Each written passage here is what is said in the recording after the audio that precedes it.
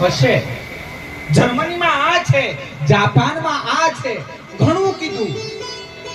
પણ છેલ્લે પેલા સાધુએ NRI ને પ્રશ્ન પૂછ્યો કે દોસ્ત તારી વાત સાચી, અમેરિકામાં એફિલ ટાવર, દુબઈની અંદર બુર્જ ખલીફા બધું સાચું, પણ વિદેશ ભૂમ્યો ને?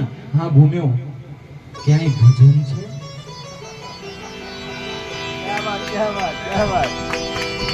ક્યાંય આવા પાઠ થાય છે?